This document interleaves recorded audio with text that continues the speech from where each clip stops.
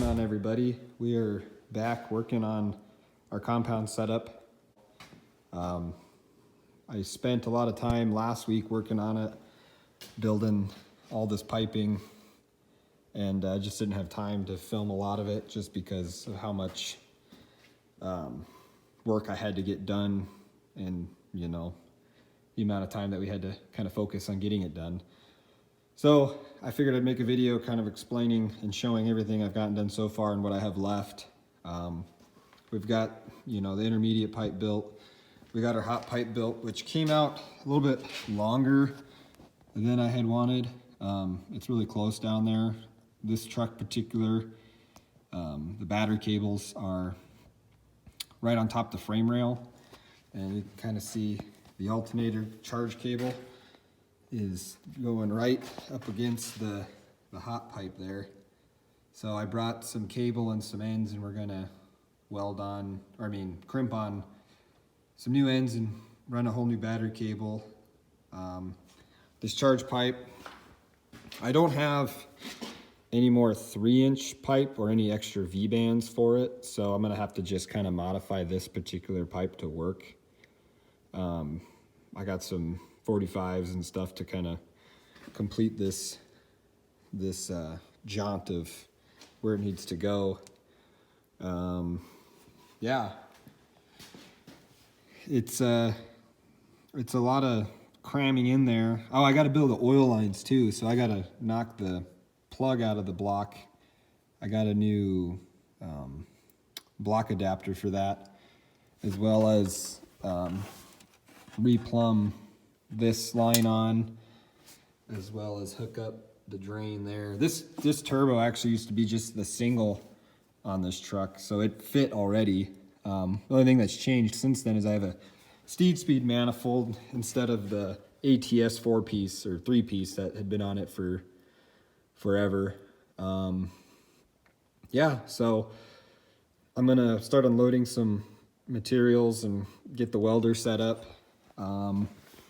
Everything's kind of just tucked away right now because we had to leave room for this thing.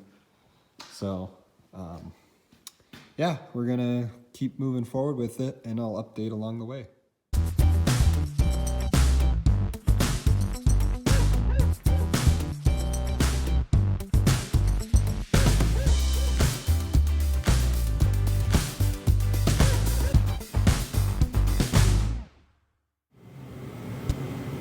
We now have the top turbo finally mounted with studs on top, all of our gaskets, and now we're ready for the oil lines. But real quick, I wanted to show you this hideous thing that used to be a fender stack. Well, we're swiftly working on getting everything together almost to start it. I had to swap my drains. I had a pretty gnarly kink in my one drain, and need a 45 because I got my drain down there. It's kind of at a goofy angle for the most part. It's not terrible, but I don't like it, and I'm having some alignment issues now, but I think it's because my hot pipe's not tight back there. So I'm still kind of working at it, and gonna build another drain for this turbo. And these Vibrant hose that I got doesn't really match my fittings, so everything's kind of temporary now until I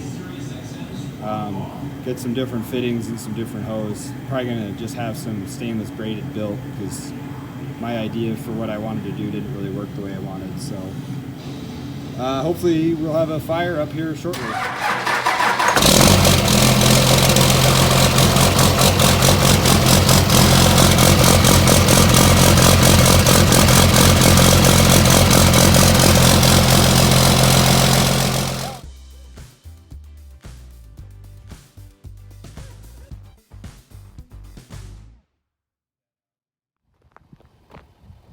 Well, we got it all loaded up, and found a few other things we're gonna have to redo, just because it ain't gonna be super practical for what I wanted. But yeah, trans is still leaking fluid. I gotta fix that. Got a set of stockers to roll it around on. These wheels I think I'm gonna repowder coat. They got some scuffs on them. But yeah, we are gonna be headed home and unloading it and leaving it there. So we're driving back to Billings from Melstone. We got the race truck on the gooseneck. We're driving in the Tremor. First time towing a gooseneck loaded in this thing. I got it a little tongue heavy just because this truck's a long bed. It's kind of heavy, but for the most part it's sitting pretty much level.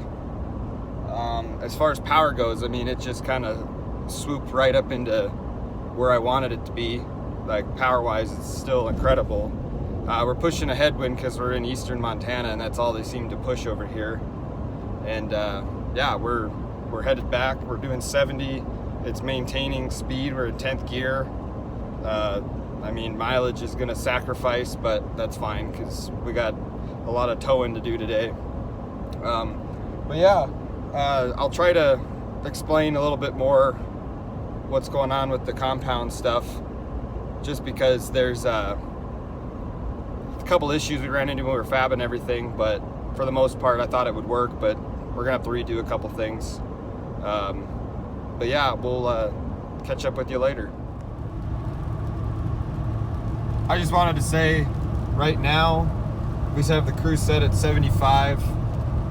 We're in 10th gear and this thing just goes. It doesn't even downshift on any hill.